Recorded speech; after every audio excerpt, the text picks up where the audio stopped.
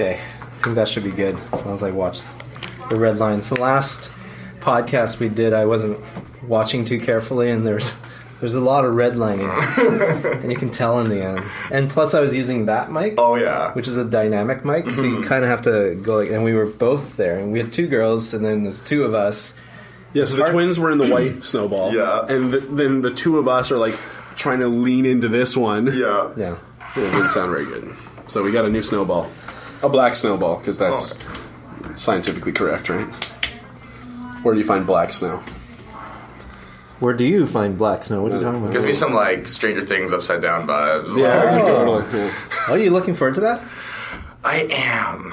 I've seen 1 and 2, right? I've seen 1 and 2. I know when 2 came out, I rewatched 1 the day before, so it's probably going to be like another thing like that. So you're going to watch 2 the night before that? No, you're going to watch 1 and 2, and then 1 and 2. Yeah, it's like my Netflix binges are so out of control that it's like, I'll like I love Stranger Things, but it's like, in that big gap in between, there's so many things that fill that slot up until it comes back again, then it's like, dedicated Stranger Things, finish it, talk about it, and then way into the next thing.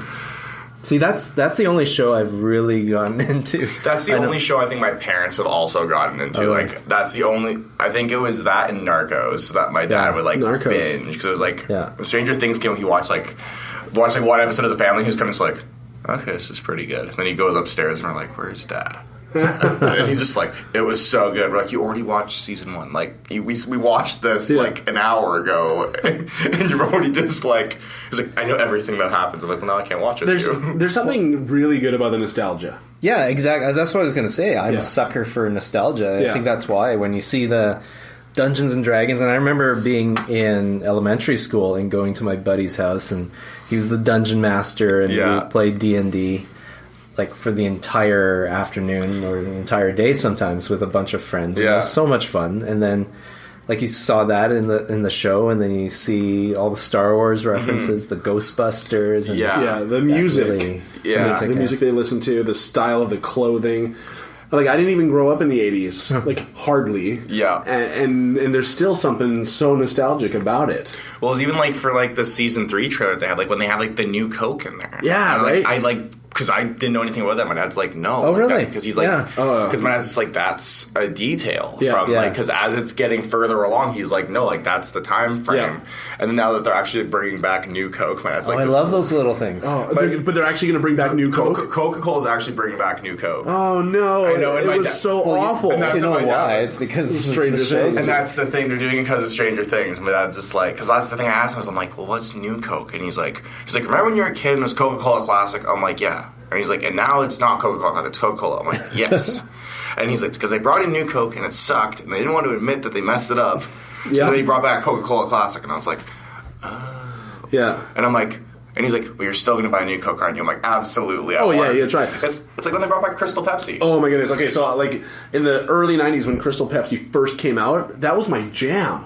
I love Crystal Pepsi. I really liked Crystal Pepsi when they brought it back in the little comeback run. Like, I was buying like cases of it. Really? Like, I would come in the fridge. He's just like, why? Why is this here? And I'm like, it's so good. He's like, no, it isn't. Yeah. I tried it again when it came out. And does it taste like 7-Up? No. It's supposed to taste like Pepsi, but look like 7-Up. Yeah. Transparent. But the thing about it is, like, I noticed that there was like this afterburn. It's like the weird burn to it. Yeah, and there was like an afterburn. Yeah, like almost like a spicy feeling in your mouth after you take a sip, and it's like, what chemicals are in this to make my cola clear that's burning my mouth? Because there's like even in like the 7-Eleven down the road, they had Crystal Pepsi Slurpees, and it was the same thing. Like you would drink it, and I was like, okay, this is good. But then like you take a couple sips, and you'd be sitting there. I was sitting in my car driving, and I was just like, what is this burning feeling? I'm like, it's really good, but I'm a little concerned as to why I'm having chest pains and it's burning. Yeah.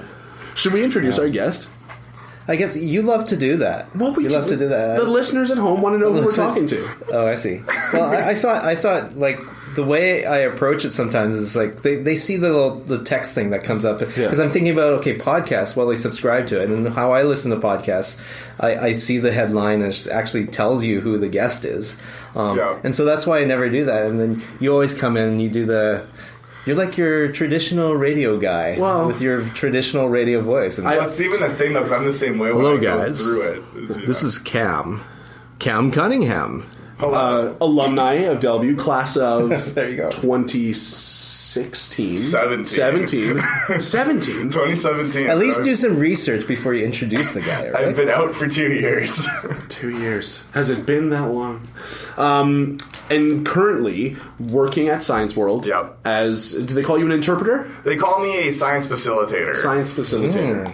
So, but basically the guy on the microphone. So when you go to Science World and you want to see a show about stacking cups or throwing crazy things around at little kids. Or fire. Cam's your guy. Yeah, Cam's your guy. Yeah, right on. You seem like the fire guy. I've seen a couple of shots on Instagram where you're like burning your hands. I think those are the only things that I always deem to be my photogenic qualities. Where, because I do 6 different shows, but it's like everything else I'm like, this isn't what I want to take a photo of.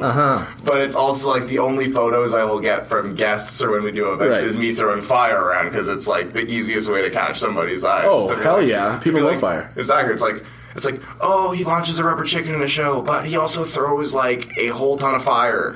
Which shot should we use? And it's always the fire shot without fail. Yeah, of course. You got to handle fire. We did a lab we last did a lab semester. where we handled fire in our... we had the natural gas running, and then we bubbled it into the soap. Is that what you do? The stuff that I do is a lot of lycopodium powder. So basically, when I throw it down, I put like a tablespoon in my hand, and I have matches in my fingers. So it's very dense, that when there's no oxygen in between, it won't burn. But when I'll throw it up, and then I throw it back down. So like all that oxygen gets in there, and it's what creates that big streak of fire. Oh, cool. But it also takes a lot of practice, because there's many times where if I'm out of the game for a while and I go back in, it's like it'll take like 2 or 3 takes. Right. But like it looks super cool when it's like I come out, I do it in 1 take, and it's amazing. But when it's like the 2 takes, you're like, okay, guys, this is the 3rd time. It's gonna work. I promised in my head. I'm like, please work. I can't do it. I can't do a 4th. I don't have enough for a 4th. How long have you been at Science World for? I got hired there, I guess I was in my grade 11 year, so I was July 2016. Nice. It was right after I finished grade 11. So I was When you were hired there, you weren't just volunteering. I was a work experience kid for spring break 2016. Okay. Shout out to Mr. Prideaux. Yeah. And after that I did really good. They brought me back for the summer, and then after I was at the summer, they were like, yeah, we'll keep you around. So I was working weekends and holidays anytime I could out of school. So they didn't let me do shows then, because I was there a day a week, and it takes a very long time to learn a lot of the stuff that I learn now. So once all that was done and I graduated and I was able to be in there 4 or 5 days a week, it was... So are you full-time now? I don't have the full-time title. Right now I'm there usually around 4 days a week. Cool. So it's right now I'm balancing a lot of things there. It's like I do the regular stuff during the day, I do the evening events, the adult evenings. Adult evenings, we need to go to one of those. They're very fun. I've heard about them. Yeah. The shows are very fun at that point. Oh, we gotta go. We will. That's where most of my photos will come. That's usually when I get people to be like, take a photo and tweet me at this. Nice.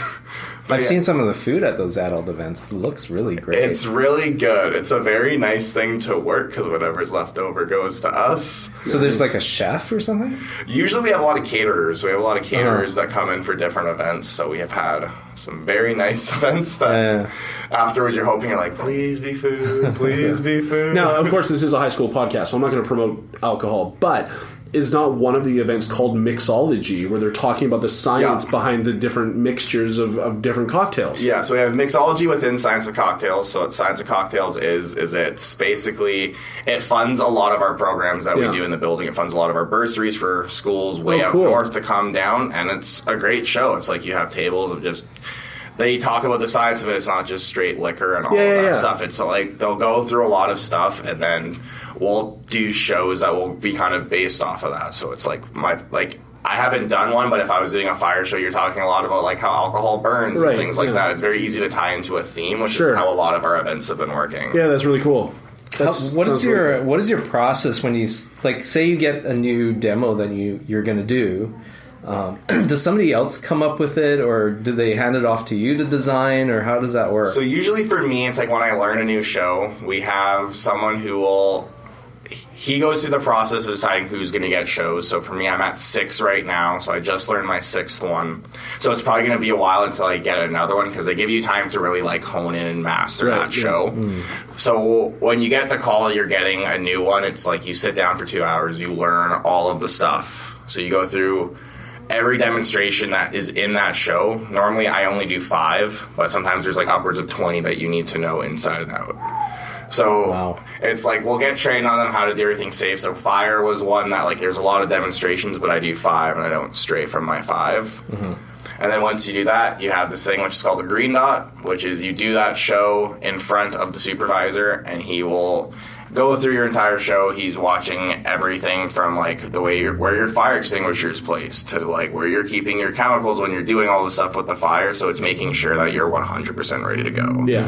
Because especially in a building where you're the center of attention, it's like you have to be like making sure everything's up to par, everything's ready to go. Yeah. But like I'm also notorious in my shows where I don't do a lot of prep work before I do my first one. It's like I will sit and stress about what 5 demos I do, but it's like once I go out there, I'll learn the science behind it, but any jokes and stuff that comes along with it, that's completely like not planned. Yeah, of course. Okay. Yeah. Yeah, you have some freedom to be creative and in the moment. Yeah. Exactly. That's the thing. It's especially because how many times I do shows and stuff like that, I don't want it to become automatic. 100%. Because you have so many members who'll come in, like, when you have a show Monday at 10 a.m., you're only going to have members. You're going to have very few general public people because everyone's in school that, like, I've had times where I've had the same family come watch me do the fire show 4 times in 1 week.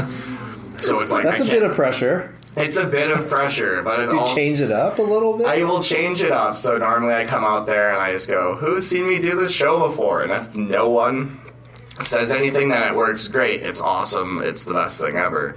But when I have a couple people who will throw their hands up, sometimes if I'm doing the same 5 demonstrations, it's kind of hard to like stray it off. But it just kind of means I gotta throw my butt into overdrive and hope that I can try and up the comedic factor if the science is still the same. I just wonder, like, for that family that comes to see you so many times, why do they do that? There must be something you're changing, or they just really like to see the same thing over and over. Yeah, it's like they come into the building a lot. So, like, the ones I see a lot, they come in and they just, like, they have really little kids, so we have a 0 to 5 gallery. Yeah. They go up there, and then they watch a lot of our shows, because it's, like, the easiest thing when you have that, when you're, like, the parents and you're coming that often, that, like, normally our shows, it's a different staff doing different shows every day. Sometimes I get kind of thrown into a nook where I do the same show over and over and over again, which means I get very good at it, but it also means that it gets repetitive for some people. But it's basically the reason why it's not automatic. It keeps it somewhat light and funny, and then that way people are ready to go. And sometimes for kids too,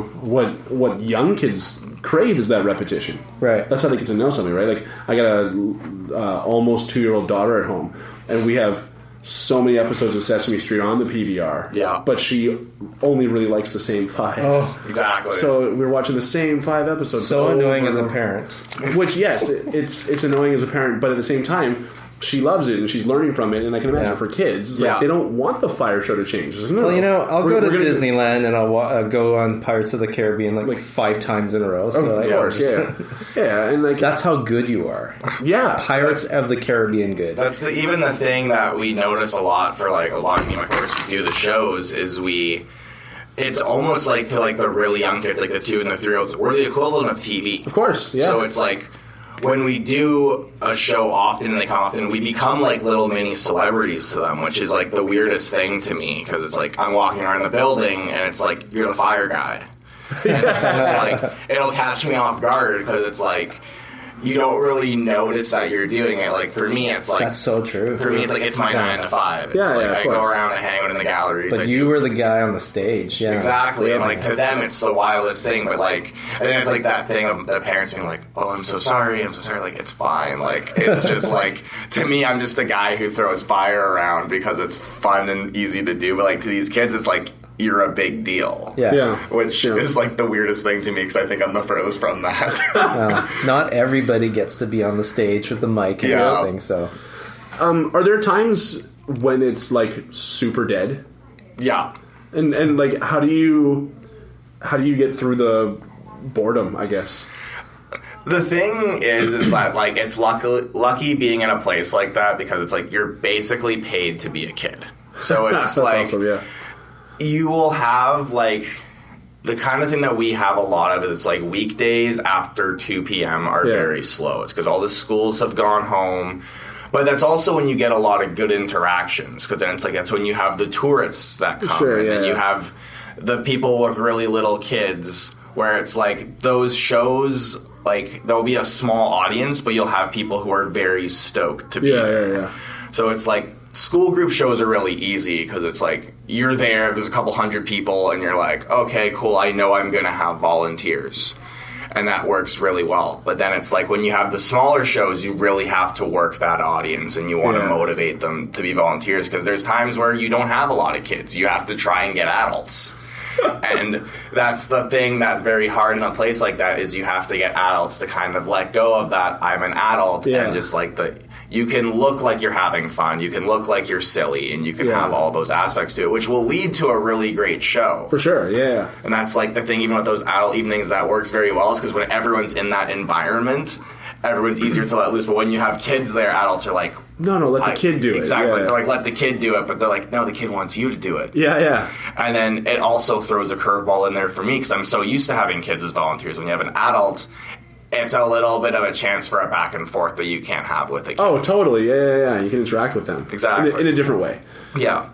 It's like even like galleries and stuff. Like we have a gallery of like live insects and animals, which if it's dead, it's the best time ever. Because you just have, that's when you can start, like, you can bring out like stick bugs and stuff like that, and actually kind of talk to guests, because when you have like 80 kids in the gallery, that's tough. That's the thing. It's like you're concerned about animal safety, so you're like, I would love to bring this out, but I know the animal's going to get overwhelmed and I'm going to get overwhelmed, and then kids are going to cry because they can't touch it or they can't see it. But then it's like, if it's slow and you have those two families that are like, hey, we really want to see this thing, can you take it out? It's like, absolutely, because it's easier to be able to walk away from a situation like that than to have 80 kids chase you around like an angry mob. What would you say is the best part of your job? I think the best part is I get to be funny without having to be a comedian, because I always think that I'm funny and witty, but I'm not comedian funny and witty. So it's like I get to sit on a stage and I get to entertain people, but it's also like I have like the best group of coworkers. It's the cheesiest thing that I always think is very annoying when people say, but it is like a big family there. It's like everyone knows everything about everybody. It's like the best thing ever, because when it's slow, you also have like coworkers that are fun to be around. Yeah, of course. That like if it's slow, like you can hang out. You're basically just hanging out with your buddies, throwing fire on a stage. Like it's like the coolest thing. That's also something that I've worked up so far from when I was 17, getting hired there, working Saturdays and Sundays, just trying to buy junk food and go out with my buddies, to being able to like, now I'm doing shows in front of adults and doing like events and seeing all these cool people. And then it's like... You just turned 20, right? Just turned 20 on May 14th. Wow. Happy birthday. I know. It's a very weird thing being out of my teens into my early 20s. Yeah, it's a big step. That is a big step, I know. I'm halfway to 40. A third of the way to 60. Yeah. All of those things cross your mind. It's the beginning of the end. Everything's the beginning. You just say get to meet all these cool people. Have you ever done a show for celebrity? The coolest person that I've done a show for me, which was just really dorky inside of me, was I have David Suzuki come to a lot of shows. What? Yeah. So he comes with his grandson a lot, and I remember, I think it was one of the chemistry shows. It was one of the first ones I did, and he was sitting front row with his kid. And like the nature of things was such a big part of my childhood. Yeah, of course. When I'm going out there and I'm doing a mic check and I peer out at the audience and I see David Suzuki sitting in the front row, it's like an oh my god. That must be pressure. Like you're at a science museum. It's David Suzuki. It's the coolest form of pressure. Yeah. Because it's just like, I'm going out there to a person who is literally like They read David Suzuki books in elementary school when I was growing up. If you can get his affirmation, you know you're doing a good job. And that was the thing. I think that show was all honestly so bad too, because I was trying so hard to make him laugh. And I would get like a smirk, and I was like, I'm Jim Carrey. I am hilarious. And it's like, yeah, it's the coolest thing. Like, we've had like a couple celebrities come in, but the problem when you have celebrities come in is that we don't see them. Yeah. Because we're in the galleries, and it's just like, you'll hear that like someone will be like, oh, I think that's so-and-so. But you're also so focused on your job. Mm-hmm. And like, I think the thing of working there that is so well is that we maintain such a professional environment that although these people are so great and they're so well regarded, it's also like, we have to treat them like they're any other customer. We still have to provide that same service.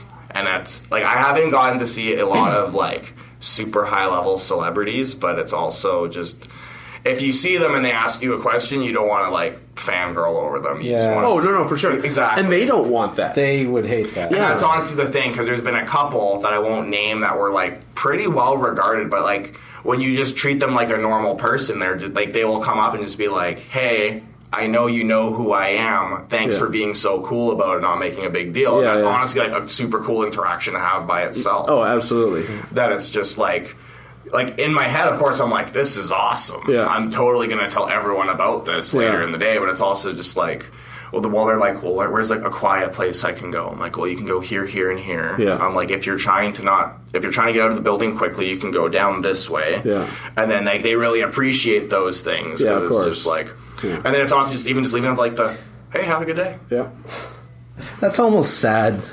That's almost sad if you think about, if they're so famous that they have to find special ways to do things because they're not part of the normal everyday person anymore. Yeah, and then there's even just been some where it's like they want to experience like what regular they want to experience the building, but like the one that I will talk about that like because he made it very clear that he was there was we had Justin Timberlake come in. Oh, cool! Which is like super cool, but it's also like he had this massive entourage with him, and he's just trying to hang out with his kid. Yeah. Right. So it's like his kid's trying to have a great time, but you see that he's one being a parent, making sure his kid's okay, but also like just trying to enjoy his day.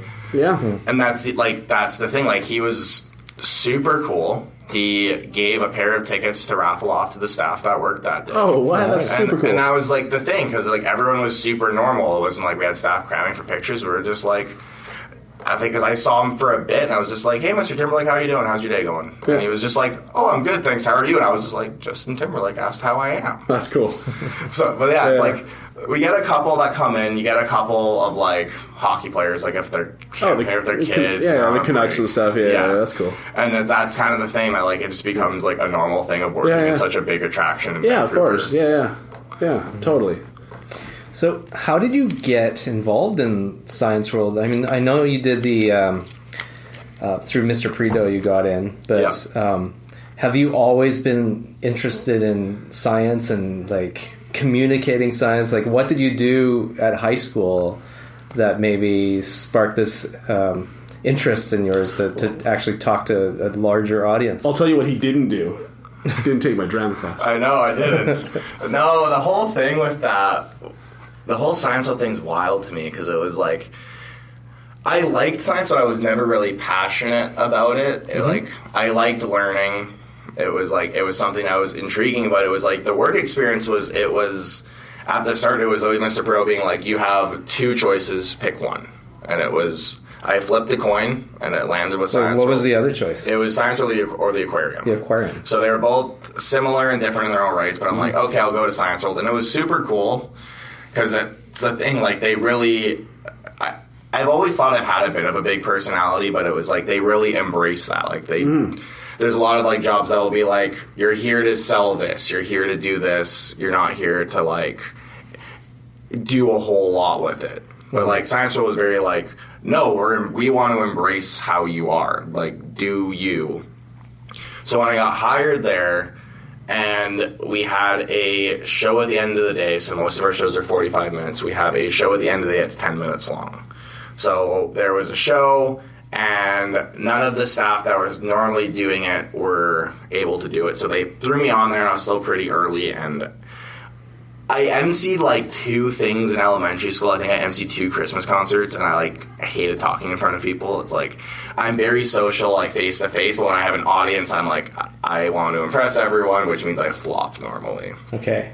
So I went out there, I was super nervous, and I did probably the blandest opening line ever, but people laughed, and I was like, oh, okay. Mm-hmm. And carried on with the show and did a lot of those things, and like people thought it was really funny. And it was like, after the show was over, I had a couple guests being like, you're really good at this. And I was like, oh, okay. So then, like, I would do that 15-minute show, like, any chance I could get. And then once I graduated and I was there a bit more, I was able to, like, weasel my way into getting, like, an actual show. It was the Fire and Ice show. So then it was like you're very center of attention. It's like now you're during the day, you have guests, it's 45 minutes, and I remember for the longest time, like, I'm not funny. I'm like, I don't know why people think I'm funny. I'm not trying to be funny. And then I would go out there, and eventually I kind of just embraced the fact that I was good at it. It was like, I'm like, okay, people think I'm funny. I'm going to run with this and see where it goes. If I fall flat on my face, it's fine because I'm not expecting to be good at this. But then it was like I got comfortable. That's probably an important thing, too, because you could very well have talked yourself out of it. Exactly. Completely, right? And there was many times in, like, my early stages of doing it where it took a lot of, like, support from other people being like, you're good at this, trust me on this, you're good at this. Right. That eventually I got very used to being able to be on a stage, and then kind of it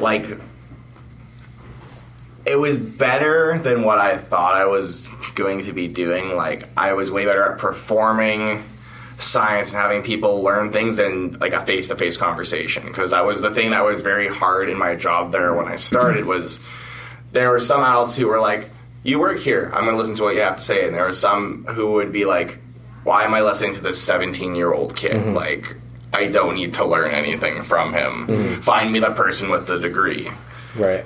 But then it's like, when you're, like, on the stage and people think you're funny, they will take away things, which is, like, the weirdest thing to me, because, like, I focus heavily on content, but then it's like, people will laugh at my jokes, but they won't remember what my jokes are. They'll remember what, like, the content of it was, which was, like, a very cool thing. Wow. So it's like, I'm getting the job across while still being able to be funny and have a good time with it. Edutainment. Yeah.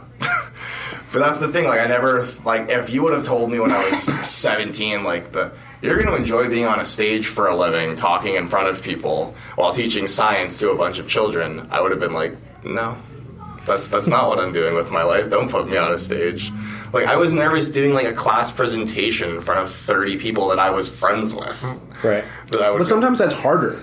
And that's the thing. Like, I think it was also just because it's like you would do that one presentation once a year. Yeah. And then it's like you're dreading it till the next time. But then I was like, the first show I was terrified. Of course. And then it was like, eventually it was like once I got a couple under my belt, and it was like, it was kind of the acceptance of, like, I agreed to do this show. I easily could have said no, and they were like, if you don't feel comfortable, you can totally not do it. But I would be like, I'm uncomfortable, and they're like, do you want to do it? Yes, I want to do it. And then go out and you do the whole thing. But it sounds like everybody encourages you to do that, though, right? And other people have done it as well, so you can talk to them. Exactly, and that's the nice thing is, like, we have, like, 7 shows a day by 7 different people, so it's like, it's the easiest way to, like, bounce things off of people, because it wasn't like my show was 100% done from scratch. It was like my early ones were basically carbon copies of a lot of my coworkers. That steal the jokes at work. Exactly. It was like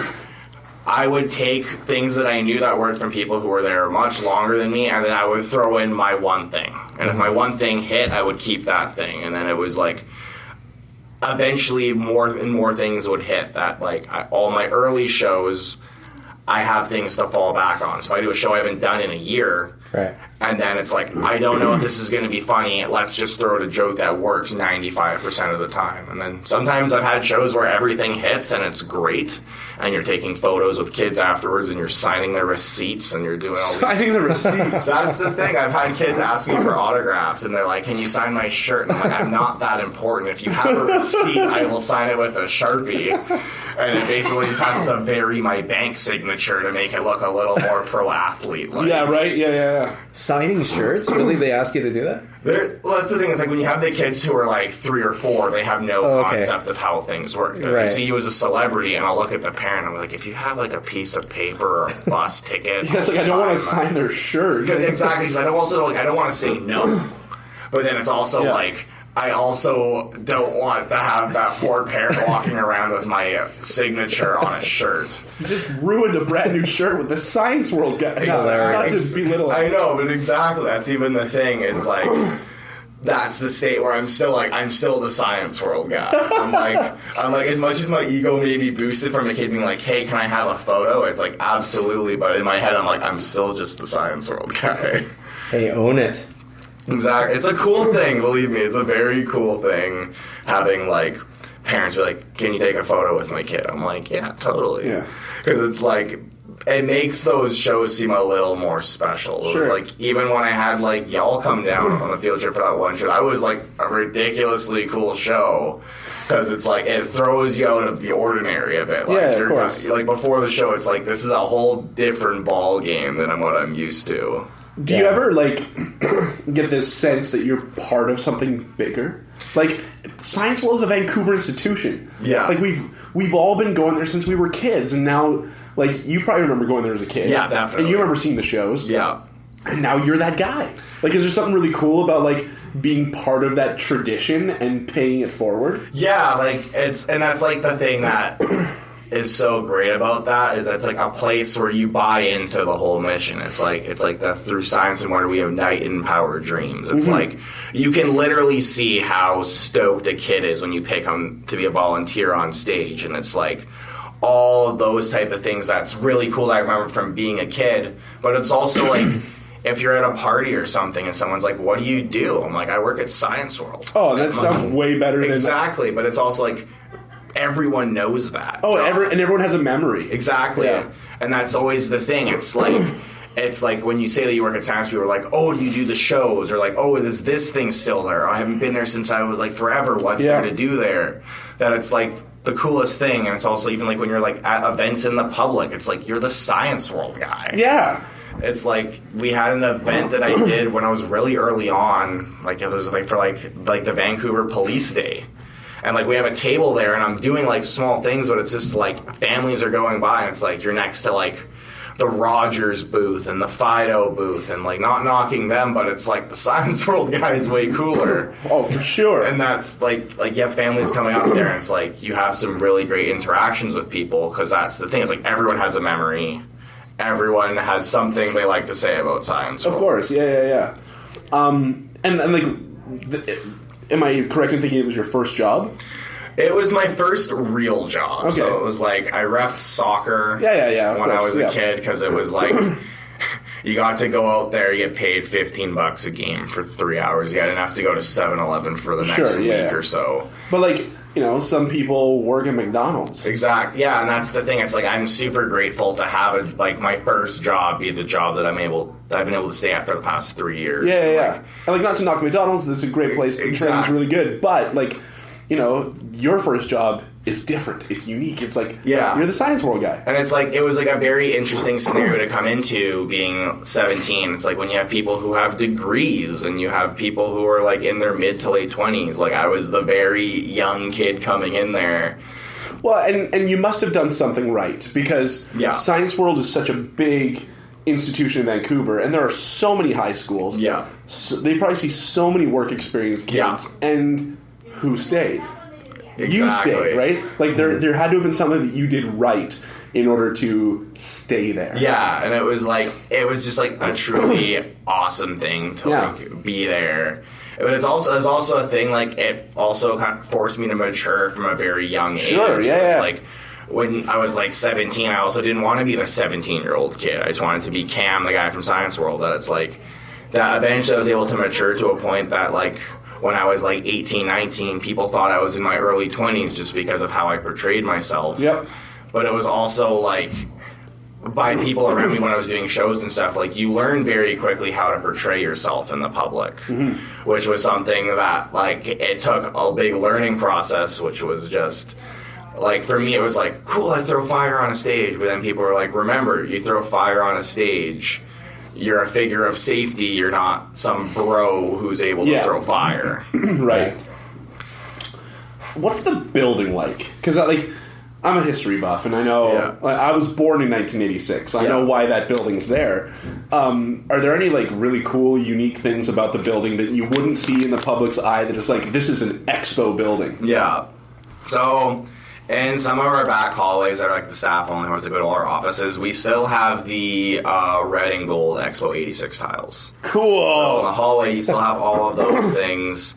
In our back hallways, we also have the big vinyl stickers from every feature gallery we've ever done. Oh, nice. So it's when you're going down the hall, if you have an interview there, so Delview kids who have work experience kids, they'll know this very well, is when we lead you to the interview room, it's every feature exhibition we've ever had. Cool. So it's if you're looking around, you're basically surrounded by science world history. Oh, yeah.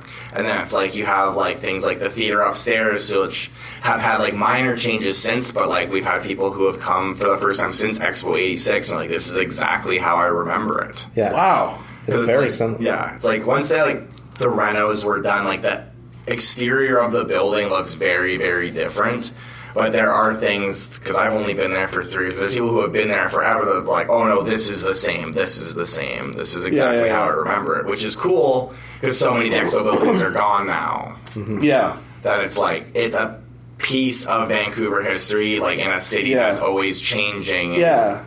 Under construction and building new things to keep some things from the past. For sure. And Expo was one of those legacy buildings that was meant to be exactly. kept. It really put us on the map. For sure. Yeah. Which is a weird thing because Science World was meant to, the building itself was meant to be temporary. Mm-hmm. So it was not supposed to be here for Was it just for Expo originally? It was originally just for Expo. Right. So that I did not. Because I don't know if you remember, maybe you were too young, but I remember going to the old Science World building, which was just a regular rectangular building. I can't remember where it was because I was probably I think it might have been on 10 years old. I think it or might something. have been Granville Street or something. I should know more about my building's history. Because my dad brought me there. I remember playing with a Van der Graaf generator. And obviously it wasn't as big and didn't have as much stuff, but I remember in 86 when I moved in there because I went to the old building. And you don't remember because you were too young. Yeah, I was born in January of 86. Yeah, so okay. Yeah, it's that building was meant to be temporary, which is why those renovations needed to be done because a temporary building went on for 15 more years. Oh, yeah. And our engineering crew does an amazing job of keeping that building in shape. But that's the thing. It was meant to be I think, because I could be totally wrong about this. I'm sure people I work with, if they listen to this, will be you're wrong on this. Was that it was supposed to be demolished months after Expo was done. Oh, wow. Because in that area where it was built, it was nothing. It was False Creek. It was False Creek, yeah. Yeah, it's False Creek, and you were near Plaza of Nations, and that was it. That it was and that just got taken down, the big glass thing got taken down. Yeah. But that's so it's a legacy piece, but it's also a very weird, quirky building to maintain. It's there's a triangular geodesic dome on top of the building, which... How often do they clean that thing? I'm not too sure, but when they do, it's the coolest thing. Because they go through a hatch and they're on... they're basically just, gently scaling down the building, just cleaning all the triangles. But wow, it's the coolest thing to see. I hate heights, but I would definitely do that job. Do they climb up the sides, or is there a way to get in? So above the theater, there's a bit of a catwalk that will go up. From what I know, that there's a hatch that when they're all hooked up to their gear, they can kind of just propel themselves slowly down. Wow! Oh, that's cool. I didn't know that. I've never seen that. Yeah, but that would. I imagine it happening because you got to clean it. Yeah. But it's just one of those things that I've never been there at the right time to see it. And what a nice location. That place, perfect. That area is really developed. It's the best nicely. place to work. Yeah. Oh, it's amazing. Especially when it's super nice out. Oh, yeah. Well, it's also even nice just for the lifestyle that I live too. It's it's right next to Rogers Arena. There's been countless times where I've been able to go down to the arena, find a scalper. Get a ticket, yeah. That's but you're off and it's the end of the first period and it's just, they're how much do you want? He's just give me $10 and I'll let you in. What? So it's well, it's because those guys at that point, they're just they want to get rid of anything. Then exactly, it's when the first period's done, I'm I got a $10 bill in my pocket. Yeah. And you've got staff parking. Exactly. I won't drive down there. It's too much gas. Gas is expensive. Yes. Yeah. I'm broke university student life. So what are you taking at university? I am a criminology student. At SFU? Kwantlen right now. Kwantlen. KPU. Good old KPU. So what's the goal? So the goal, pending everything works out, is to go into policing probably. So goal is to be in Delta or whatever Surrey ends up doing. We'll see what Surrey does. Yeah, that's true. They got a car now. They have a car. They have a car. They have a car. A fancy logo. Yeah. So it's like Delta is the goal. It would be cool to work in the old neighborhood. So you'd rather be a civic cop than RCMP? Yeah. The thing with RCMP, which... who knows? I might be eating my words if I go down that route. But it's like, you go to Regina to train, but then you get deployed anywhere in the nation. Yep. Which, to me, that sounds super cool. It's like I get to go anywhere, but I'm also someone who's never left BC. Yeah. So that's very, like... scary. It's very scary to think about that someone who's, like, never left the province like myself, you might be, like, going to, like, Saskatchewan. Which is a totally different. Well, that's where the barracks is. So you have these kids. But like, I knew someone whose husband went through the RCMP, and they were like, "Get a Metro Vancouver location. Get a Metro Vancouver location." Like they were really hoping for it, and they got Kitimat.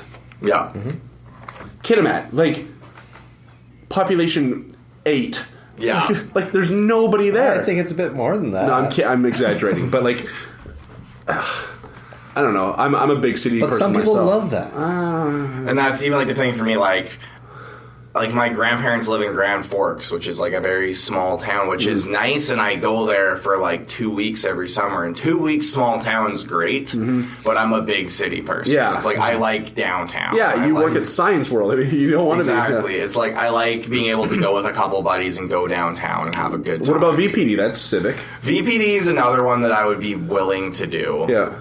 And then it's like the problem with recruitment too is it takes very long. But it's also, let's say I finish my degree when I'm supposed to and I have it done by the time I'm 22. Yeah. That it's like, they're not going to hire a 22-year-old kid with a degree. It's like they look for like credits in post-secondary, but the big thing they want is life experience. Yeah, they don't like for me. It's like I'm a kid who's never left the province, and I'm 20 years old. Yeah, but would traveling be a big thing? It could be, but the other thing too is it's also like I also want to make sure I've done some things before I get in there. And then it's like the backup plan with that criminology degree, because it's a very interesting degree. It's only recognized as a teachable subject by SFU. So the backup plan would be finish my degree at Kwantlen, go do my PDP at SFU, and then I could become a law teacher at a high school in BC. Bellevue. Yeah. Because that was in fact going to be my question, because I did your job at the aquarium. Yeah. And it was through that I was like, well, that and then, teaching a little theater academy here and there, I was like, I could do this. And I could teach. That would be really cool. And that was even the thing for me, because last summer I did, like, the Science World summer camps. Yeah. And I was given the teens, which was a totally interesting thing, because it's like I was a 19-year-old kid being given, like, 13 and 14-year-olds. And, like, they're like, this is going to be a very challenging job. And I'm like, okay. And that's even the thing. It's like you're planning lessons and you're doing all that thing. And I was kind of sitting there and I was going through it. And it was me and the girl that I was working with. We were going through it because she was trying to be a teacher. And she would just say, she's like, like, you're really good at this. And I was like, really? Because that's the thing. It's like, I think that's always the thing. It's like, when I was in, like, high school, I'm like, I could be a teacher. I could probably be a teacher. And then I was like, well, then it's like, you would be chasing other things. But I was also like, I can't bear to sit and try and teach people until I actually was doing it. And I'm like, and I had like kids at the end of their week in summer camp being like, you're really good at teaching. And I was like, okay. And I was like, are you saying that because you're being nice? They're like, no, like you're funny, like you're good at teaching kids. And I was like, oh, okay. And you would have like I'd have parents come out to me at the end of the week being like, my kid does not pay attention in school. He gets in trouble all the time because he doesn't pay attention in school, but he pays attention to you. And I was kind of like, okay, this might be an idea. Yeah, why not? Well, that's the thing. I mean, if you can, like, you're seeing like a snippet of what we do, right? And it's like if you can make that part of a lot of the things that you do in teaching, that'd be perfect. Yeah. Like a lot of what we do is to try to, through some sort of interesting interactive or entertainment, and you hook the kids into something that's that they learn. Like you said, they take away the learning, they're not taking away the jokes, right? And that's even the thing that, like, worked well for me, because that was the big thing that, like, I was worried about when I went into that whole camp setting. I'm like, I'm a young kid. And that was the thing. I'm like, either the kids are going to think I'm funny and they're going to listen to me because I'm one of them, or they're going to eat me alive. And then it was, like, the thing that it worked out very well. But it was also, like, when I was, like, preparing for camps, I came back here a couple of times. I talked to a couple of teachers. Like, I had Mr. Kim, like, I was talking to all the time, being like, how did you deal with me when I was in high school? Because that's the thing. It's like... Were you difficult, Cam, in high school? Do you think? I don't know. I did my work. I'm not going to act and be like... I was, like, a little disturber in the classroom, because I wasn't. It was, like, I tried very hard for grades, and I would work very hard because that's how my parents raised me to be. But it's, like, I was also the person that, like, if I had a chance to make a joke and it was perfectly set up, I was ready to do it. I don't think nobody minds that. And that's the thing. It was, like, probably, like, grade 8 through 10, I was very, like, goody-goody in the classroom. Like, I wanted good grades, and then it was, like... I think it's also because I started working at science, so I was getting good at working with people, that it was like, I was already used to being around adults. Yeah. I was kind of just like... A lot more confidence. It's like you have a lot more confidence, and it's like I'm sitting in a class, and if I know I'm doing well and I have a chance to kind of like... It's even kind of how I am at work still. It's like, if everyone's really stressed out, if I can make someone laugh for like 5 seconds. My goal is always also to try and make a teacher laugh at a most tense situation. That's like teachers yelling at a class. I'm ready to just be like, okay, I'm going to find a way to break the ice right here. Which usually would not always pay off very well for me. But it was also... I thought it would. That's the thing. I think sometimes I got a lot of not the time, Cam. But I also... We're having a serious moment. Yeah. But I think that was the thing that was a lot at Delview, where I could get away with a lot of things like that because I did my work. Yeah. It's like I did my work and I wasn't openly being disrespectful. Yeah. That the teachers liked me enough that like I could try and be funny, which made it a lot easier to be here 5 days a week, 9 to 2:45, and then just like it makes the day go by a bit quicker. Which also was like making adults laugh was what I was trying to do at work. So it's like, what is my source of adults when I'm here? Teachers. What can I make them laugh with? Yeah. Well, that's the best thing. As a parent, you know, sometimes my kids frustrate me and I'm about to get down and hammer them, but and then something funny happens and they make a joke and it's like, okay, maybe it wasn't that bad. Yeah. Right? Exactly. So it's always good to have somebody like you around who'll crack a joke and lighten things. Exactly. But yeah, I miss my Delview days a little bit. It was an interesting ride. It was very fun, but it's also like I'm also happy to be out. Well, yeah, you like, and that's the way high school should be. You should always be happy to be out, but you can look back on it with fondness. And that's the thing. Like, I think it took a while to be able to like look back on it and appreciate it for what it was. I think it was like when I first graduated, it was like, I'm out. Thank God I'm out. It's great. But then it's like now, like 2 years removed, where like even like when I came on for today, it's like I drove down by my old school, pulled into the lot, and I parked in the exact same stall that I did when I was in grade 12. Like, it was a very weird nostalgia feeling that, like, I didn't know I was going to feel being gone for 2 years. Yeah. But it's like, saying it's like when you walk the halls again, it's a very weird feeling. Yeah. Do you feel taller? I feel taller, but I also feel the hallways just got narrower. Because that's the thing, like, when I came in, I did, like, a lap, and I was like, okay, a lot of this looks familiar, but I'm like, but also a lot of this looks very, very different. Yeah. Well, the school did shrink over the last couple of years. How? I'm just kidding. No. I know, I'm sitting there, I'm like, there's a watch. Turpin! I did, what, yeah, you teed that one up for me. Oh my gosh. But yeah, it's like, because there's still a couple kids here I remember from when I played ball hockey here and stuff like that, but it's also a very weird thing when you're gone for 2 years. It's like, I don't know anyone here. It's like, I know the teachers, and it's like, it's like even walking by, it's like it almost feels a little foreign. Even though I was here for 5 years, when I was here 8 through 12, that I was like, I'm like, this was normal. This was the home away from home, playing basketball in the gym and all that stuff. And it's like walking by, not being gone very long. You're like, this place is not how I remember. Well, you know what happened? You changed. I know. Nothing here has changed. I know. And you've changed. And that's even the thing where it's like, even walking the hallways, I got a couple of hellos from people who like knew me, but I also got a lot of, who is this person? And that's like the thing that's wild to me is like, because even like when I came back like a year removed, I still knew everybody. It was like, it was everyone in grades below me that I'm like, okay, this still feels normal. But now it's like walking around, I'm like, I don't know anyone here. I'm just that random alumni kid walking through his old school on an old nostalgia trip. You know what's weird for me? I've been here for like 16 years now. And like during we've had our 50th, and we've had a lot of people come and visit. And sometimes they'll come in, and I'll be like, I'll walk by them, and I'll be like, "Hey, how's it going?" And it's as if they were still going here. I'm like, I'm do a double take. I'm like, wait a sec.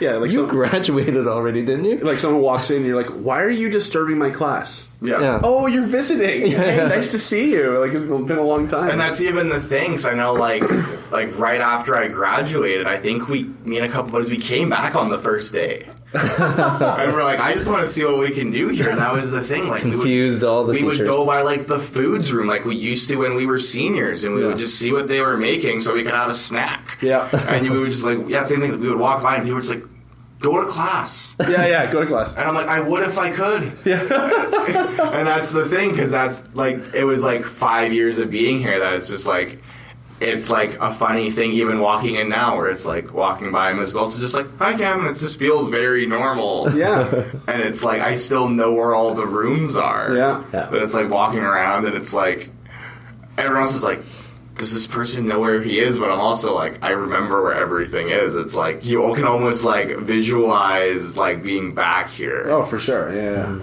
If knowing what you know now, and I'm kind of going back a little bit in the conversation to when you were talking about giving presentations, knowing what you know now, what if you could go back in time, what advice would you give to yourself as a student about to do a presentation? That it's not as big as you think it is. Thank you for saying that. I think that's the thing. I think the problem is that I definitely remember when I was in high school I would be worried about what everyone would think. Especially if it was like a mandatory, you're to present on this topic, and I thought the project was stupid or something like that. That I was like, I think this project's stupid, so people are going to think I'm stupid for talking about it. But then, like, looking back, it's like, everyone has to do the project. It's like, you're literally just trying to get by. And that's the thing. It's like, you can, like, look at the end of the tunnel, but it's like, literally, you just have to look at the next intersection. It's like, okay, I see what it's going to be like when it's done. Let's just get there and move on. Because I think that's the thing. It's a very cheesy thing to say when you're in high school, like, but none of this matters. It's like, go there, graduate, meet some cool people on the way, and then your life starts. Because that's like the thing. It's like, high school for me was the very typical high school experience. I was like, this is life. This, like, all the drama that comes in high school, you're like, this is life. This is exactly how it is. But then when you leave, you're just like, I don't see the point of this drama. Oh, and I think back on my high school days, and I think, oh, can those be my problems again? Exactly. Those weren't problems, and if those were my biggest problems, that'd be great. You got bigger problems now. Yeah. Exactly. Variable mortgage rates. And, exactly. That's even the thing where I'm like, I would kill for a high school exam. Right? I would kill for it. Yeah. Let that be my problem. And that's even the thing. Like, I remember when I was in English and I would complain about having a paper due in 3 weeks. And I was like, what am I going to do? Like, I'm not going to have any plans. And then, like, university hits, and I'm like, I have a paper on something that I haven't read, and I was supposed to read it 3 weeks ago. And I'm like, and that's, like, the thing. It's like, at least when I was in high school, the assignments, like, even if they overlapped, it was flexible enough in high school to be like, well, I have it for, like, if I had a test for math and a test for English in high school on the same day, odds are I could write it the next day at lunch. Sure. Right. But then it's like university, that's not how it works. Like, my first semester, I had 2 exams back to back, both for classes that I needed to pass the exam to pass the course. Right. And too bad for you. Exactly, and that's the thing. It's like, when you're in university and you try and get an exam changed, you're doing that in September with a 5% chance they say yes and a 95% chance they say, too bad, so sad for you, study hard. Yeah. And that's, like, the thing. I think it's, like, high school's the thing that you just want to, you should just enjoy it. Yeah. And that's the thing. I think I spent a lot of my first 3 years here having petty fights with people, petty arguments, a whole lot of drama, and, like, it was a majorly miserable experience for some parts of it when it shouldn't have been a miserable experience. Yeah. It's like, first year university is a miserable experience. It's like, if you would like to save your misery, save it for your first day of university, and then dust your boots off for your second day and get back at it. But it's like, enjoy high school. I was very fortunate when I was in university. I only ever had 1 day of 2 exams. Yeah. But I remember at the end of that day, my hand hurt so much because both exams were like 1 question, write the essay, 3-hour exams. Yeah. And by the end of handwriting for 6 hours, I was like, how? Yeah, because I remember I remember my first semester of university. I thought I was, like, all that and a bag of chips. Because it was, like, I took 3 courses, which is not a lot. Nope. It's not a lot, but you think it's a lot when you're in first year. Yeah. So it's like I took 3 courses, and they were all introductory courses, and I got straight A's in all 3. Nice. I was like, I'm like, this is university. I got this. And then it's like the second semester I took 4 classes, and then when you're not in those introductory courses anymore, it's very hard. And that's when you get the 2 exams in 1 day.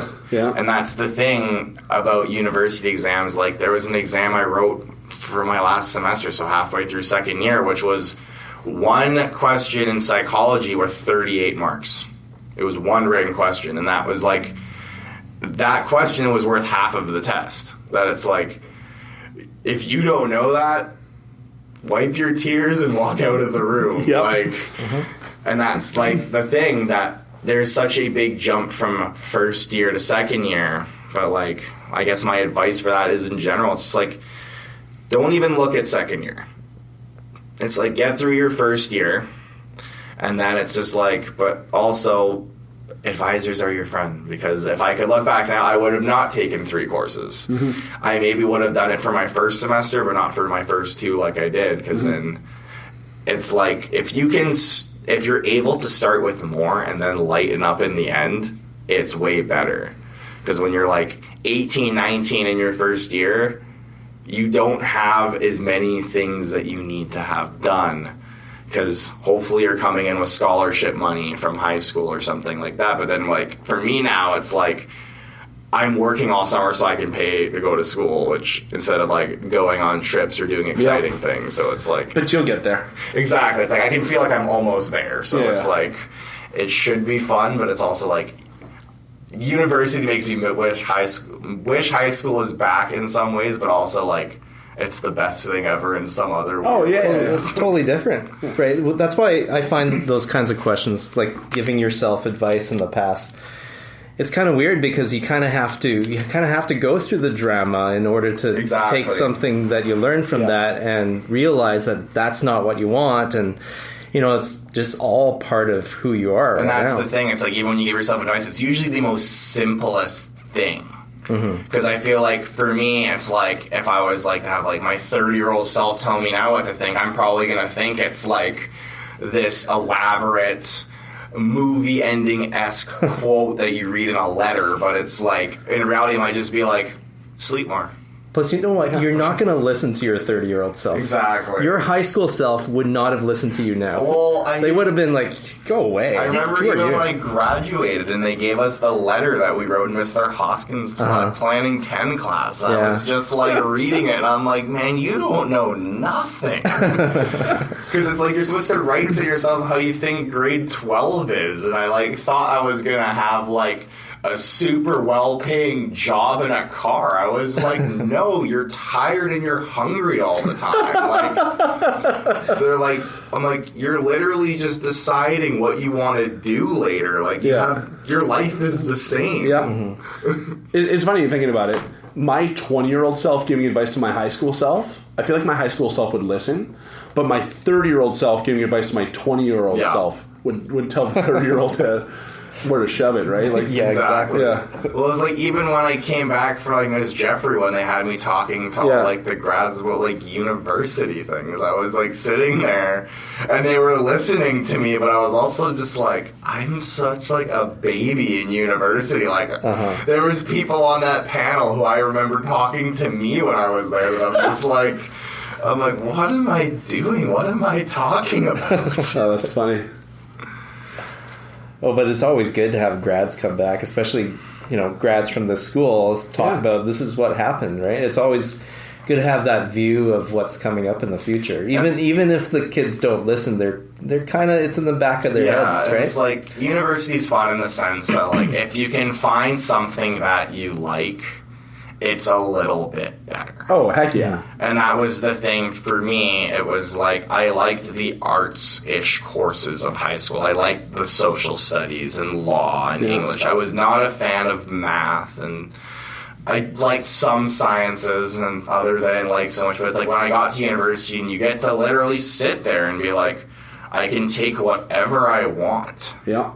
Which is like the coolest thing, but you can also screw yourself pretty bad with that hand. But like, at least when you're going something and you're sitting in a boring lecture, at least it's like a boring lecture, something that you sort of like. Yeah.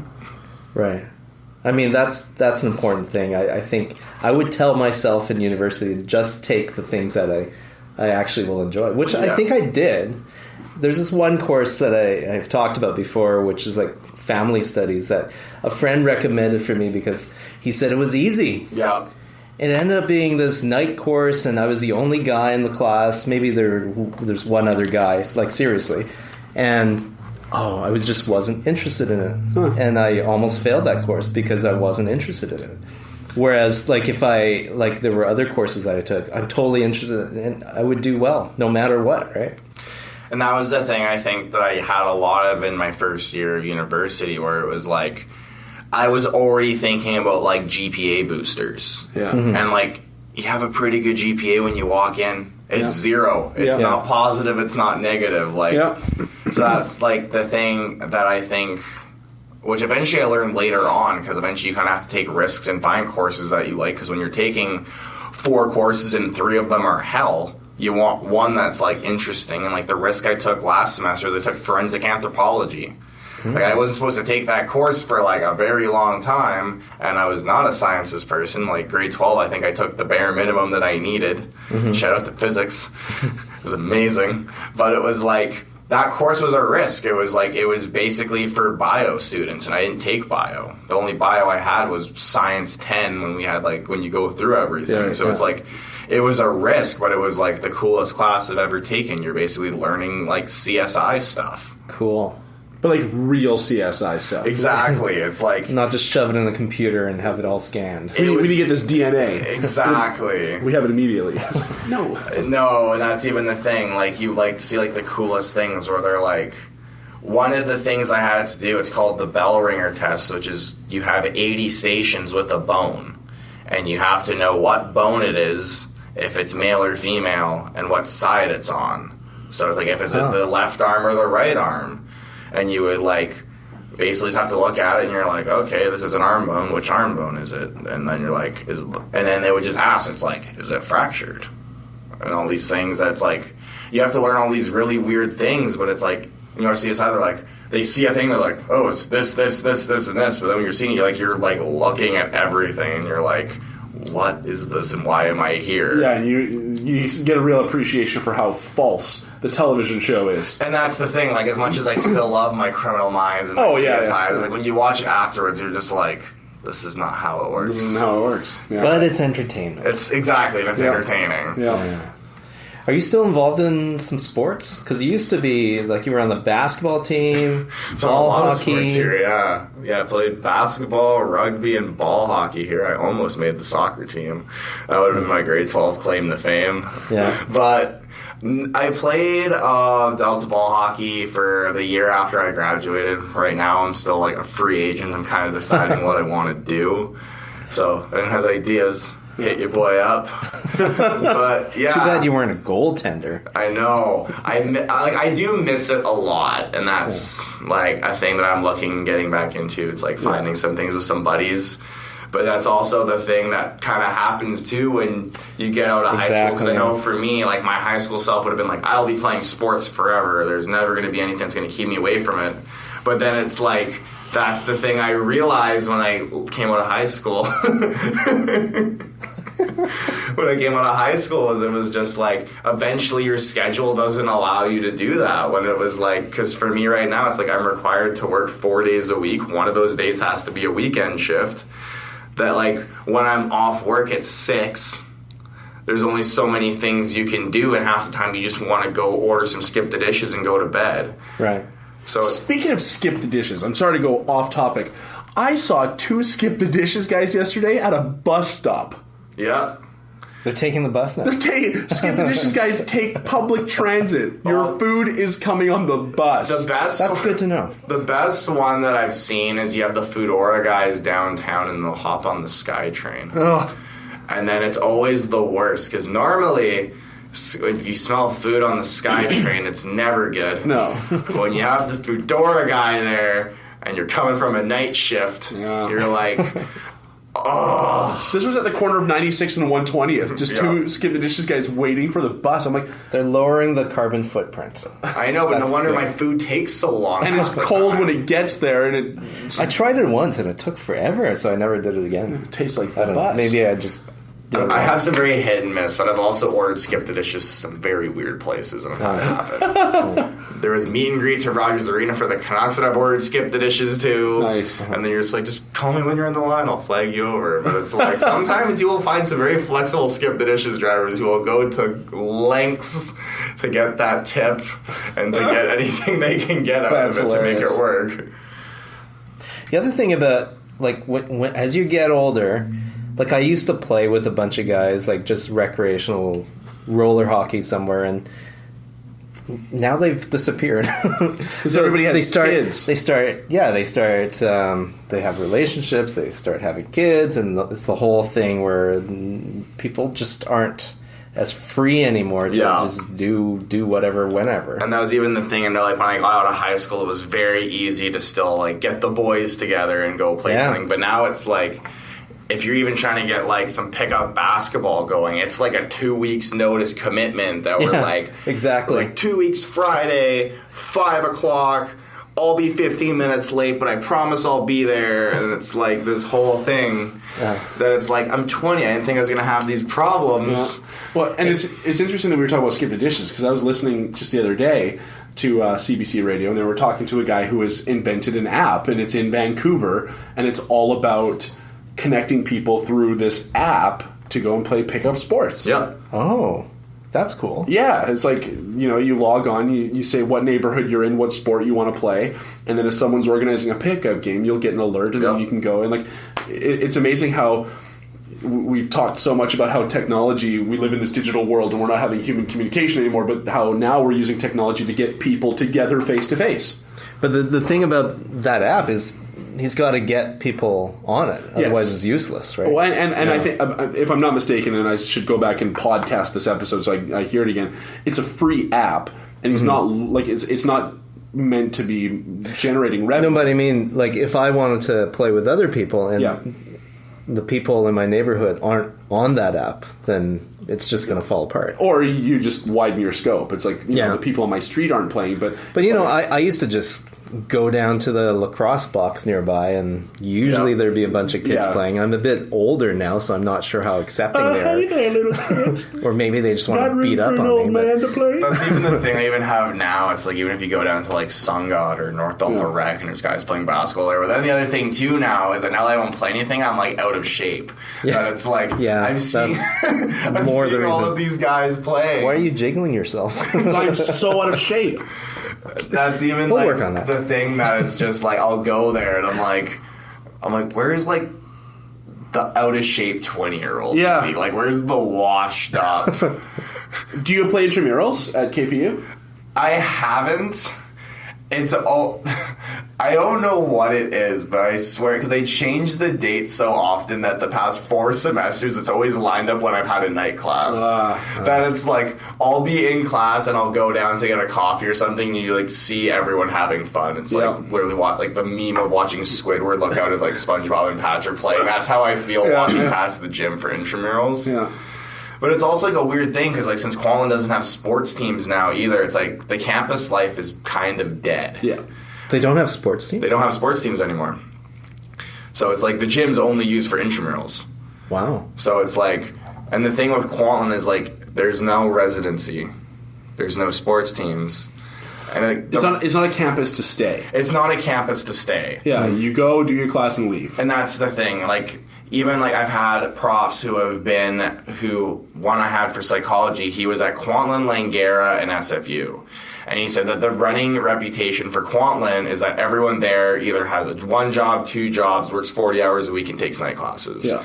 Which for me, that was me last semester. It was like I was like taking a bunch of night classes, working 40 hours a week. And that's the thing. It's like people will go there from work, sit in their 3-hour lecture, and then go home. That like there's no point in having anything there. Yeah.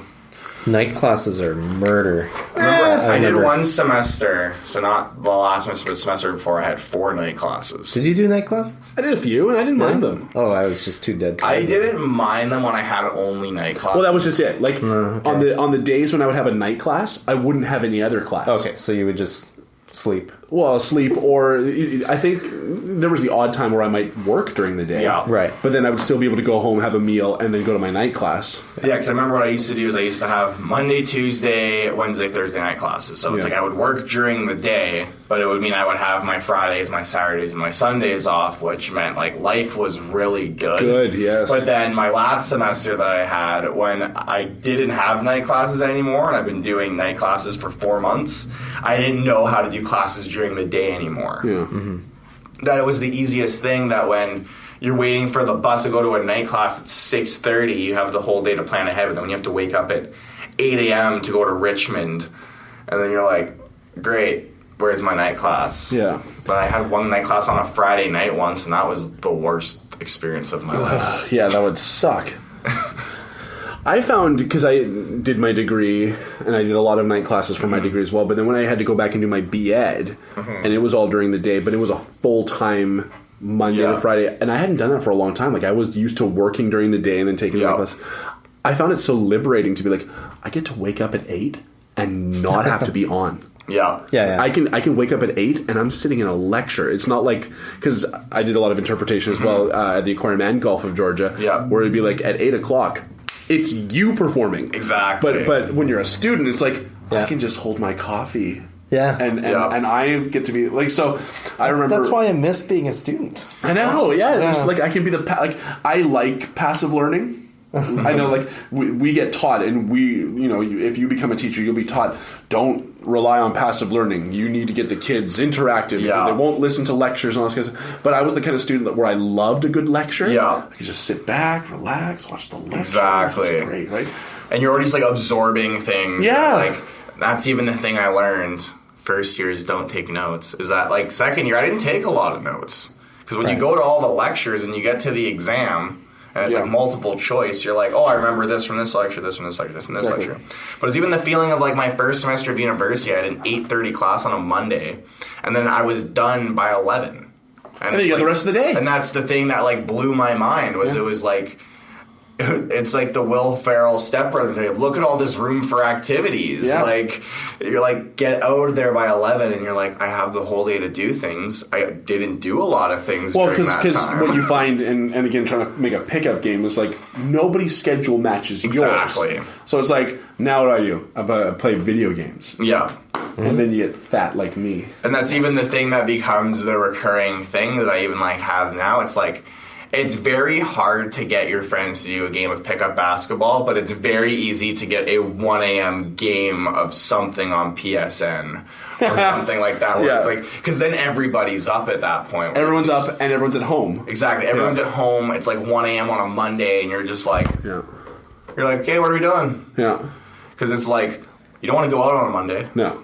But you're like, it's very easy to like sit there and play, and it's also the whole university kid mentality, because then you look over and it's 4 a.m. and you're like, oh no. Now I gotta be up for a lecture. That's when you come into your lecture with your coffee, and then you don't want to take notes. You're just like, attendance is mandatory. I'm going to sit here and sip my coffee. Yeah. There was one day Mr. Kim and I doing our BEd. I'm sure he's told you the story because he loves this story, where both he and I were up all night doing a project, and we know that we were up all night because we were messaging each other on Facebook. We were in a group chat on Facebook, and the only two that were contributing all night were me and Mr. Kim. So he was like, we got to the school. It's like, I knew he was up, and I knew I was up, and I showed up with a venti Starbucks and a huge can of Monster. And I don't drink energy drinks. Like, they mess me up. Yeah. But it was that kind of day, and Mr. Kim looks at me and goes, it's going to be that kind of day, isn't it? I'm like, yep, it's going to be that kind of day. I think that's even the thing that I like. I was not an energy drink person until university, because sometimes it's those days. Those days? Where it's like, you're going by the gas station and you're just like, I know I shouldn't. Yep. But I'm gonna do it. Yeah. The only time I've ever had like those big cans of energy drinks, only in university, and not very often, only when it's necessary. Yeah. For me, it was always like you have 2 days of exams. Yeah. And it's like, you have your exam day 1, you're studying the rest of the day. Yeah. You go to bed at 2, you gotta be up at 8, and then it's like... For me, it was always the all-nighters. Yeah. Up all night writing the paper, and you haven't slept, and you have to be at lecture, because it's the lecture that you have to hand in that paper. And that's the thing, university profs are evil like that, where they know. Yeah, yeah. It's like, there was many times this semester where most of the things were handed in online, so none of us would come to the lectures. We didn't have that luxury. But then the problem was then they would throw in the syllabus every once in a while, please hand in person. That you would have... It was a 9 a.m. lecture. You had people in at 10:45 and it ends at 11, just busting through the door, realizing handing it in. Yeah. With the exception of, like, I did a few online courses through SFU, but with the exception of the online courses, even courses that had a lot of online component, everything was handed in person. Yeah. Like, everything had to be hard copy, and I think a lot of that was for attendance. Oh, exactly. Yeah. That's even the thing. I remember like high school. I thought when you had like an all nighter, you're up till like 1 a.m. You're like, wow, this is a late night. But then it's like, if I'm going to bed at 1 a.m. during university, I'm like, this is an early night. This is a good job, like, well done. It's true. Yeah, there's so much. And like I remember in my entire life, I think it only happened about 4 or 5 times where it was literally the no sleep. Yeah. Mm-hmm. Like, you have literally... I mean, we call it an all-nighter when you're up until 4, but no. Yeah. We're talking... No sleep at all. No sleep at all. Like, you're still typing as the sun is coming up. Yeah. The sun is coming up and you're still finishing your bibliography. Well, my thing was I would hear the birds. Yeah. And then I would know, okay, it's hit 4 a.m. What am I doing? Yeah. This is nuts. See, I remember but you had to. Yeah, I remember the thing for me, because I remember I learned very early my first semester of university, was I could never study for exams at home. I would get very distracted. Mm-hmm. So the thing I remember for me was I would go to the McDonald's at 86 and Scott. 24-hour? The 24-hour one. So I would sit in there at 8 because they have free Wi-Fi, and normally if it's a weekday and you get like a coffee and they see you're there for a couple hours, they'll kind of top up your coffee as you go. Oh, that's nice. Which is the best thing when you're a broke university student. Oh, that's awesome. Is you pay your $1.89, but then you're getting like 5 coffees out of it. Thank you, McDonald's. But there was times where it's like you would start typing away And, like, because they'll start the breakfast. They used to start the fryers for breakfast at, like, 3 a.m. before they would have all-day breakfast. They would start getting things ready to go. Then I would be in there at midnight, and then you would start smelling hash browns frying. And you're like, what time is it? That is weird. And then it's like... You see the whole McDonald's cycle going. Exactly. The McCycle. But it's even the weird thing, too, is it's such, like, a weird, sketchy McDonald's, too. Yeah. That it's like... But when you're there and you're so tuned in... You almost tune it all out. There's many times where you have like some interesting people sitting across from me, but I'm so in the zone, typing up a bibliography. Like I don't have time to deal with this. If you're gonna take something, can you do it? But leave my laptop charger. I need this for. I gotta get my work done. Yeah, that's funny. Yeah. Yeah, it's like you find the very weird, quirky things as you go on university of like what you're like. So I remember like I would do everything at home in high school. I got it all done, but eventually. You'll have, like, the little fit with yourself where you're sitting there and you're like, why are you watching Netflix? You need to get this done. But then when you're like, okay, I should get this done, and then you're like, no, one more episode. Yeah. And then it's, like, the constant cycle of procrastination, which is, like... Well, plus it's evil because it just shows you the next episode, like, right away if you don't do anything. I know, and it gives you a little description. And YouTube does that, too. Ugh. It's just... That's part of the addiction cycle. Yeah. That's the thing. I was always like procrastinate. I used to procrastinate very heavily in high school. It always paid off. And then university was the one time in my life where it did not pay off. Mm-hmm. And it's a very silent killer. Yeah, a lot of habits that you have in high school have to change before you get to university. Otherwise, you come out on the wrong end. And we try to tell students that, but they don't understand. And that's like you have to live through it. And that's the thing. It's like I had that talk. I remember like you can't procrastinate when you get into university. And I was always just like, yeah. I'm like, I got an A in this class, and like I come here and I look at my phone the whole class, but you don't know that. But I'm fine. It works. And then you get to university and you're like, huh. I got a 60 on this. Yeah. Should have listened to my high school teachers. They were right. But yeah, it was always like weird things like that where I saw that it wasn't paying off. Because like for some classes in high school, it was like I would just show up and I would take the quiz or I'd take the test and it was fine. But then I think you can ask almost every university and they always have that one assignment that they remember was the first one they tanked. Like for me, it was an English paper. And I rode that horse through English in high school. I would write the paper the night before, sometimes the morning of. Flex time was a gift senior year for that. Where I would just type it up the hour before, print it off in the library. There you go, easy peasy lemon squeezy. But then I did the same thing in my first semester of university. Where it was like the first paper I handed in, I did it the night before and I got like a 57 and I was like, wow. And that's what a night before in university looks like. Yeah. It's horrendous. Yeah. So what kind of things are you looking forward to doing at Science World? What's the next step, or do you plan to stick around for a while at Science World until you get a real job? I'm gonna try and stick around as long as I can. The thing about that job that's so good is that they know how I am. Like I can't stay in one thing very long. I start to fester and I get very weird, and it's just like it's like I always need to be doing something different, which is like they've always found me to do something different. So it's like I did everything I could do in my part-time gig for 3 years, and then I got really, really tired of it. I hit a point where I was like, I might have to leave because I've done everything. And then like yesterday they trained me how to like do the till at the front. So now I'm doing the till at the front as well as my other job. So it's like they're always finding something to keep me busy. Yeah. Which they don't want you to leave. That's why. I think because you're too good. I think it's also like I'm just like I love that place way too much. Yeah. Where it's like I can't. I know even when I finish my degree and I say I apply somewhere and I still like I get like a job with like VPD or DPD. Yeah. I can still picture myself trying to find a way to make it so I don't leave, even though I'm going to have to eventually. But it's just like. Is it a nonprofit society? It is. It's a nonprofit organization, yeah. Join the board. Yeah, I have to. Yeah. I have to try to do something. Yeah. It's like basically I'm going to keep moving my way through that place, see how many things I can learn along the way. Yeah. Well, if you love the people and you love what you're doing there, then keep on it. Exactly. As long as you can. Yeah. Well, it was nice talking to you today. Yeah, absolutely. It's always great being back. Well, when was the last time you were back at the school? You didn't come to the... You came to the 50th. Okay. I came straight from work, so I think I came right towards the end. Were you wearing your uniform still? I didn't. I had my old throwback Raiders basketball jersey. Nice. I threw on while I was in the building and gunned it right over here. Awesome. Well, thanks for visiting today, and it looks like you turned out nicely, Cam, despite not having given yourself advice in high school and going back there. Yeah. You turned out well. Thank you very much. And congratulations on, happy birthday, first of all. Congratulations on, I think you got a scholarship to get into, well, that was a while ago, right? It was a while ago. Right when I got to university, yeah. Yeah.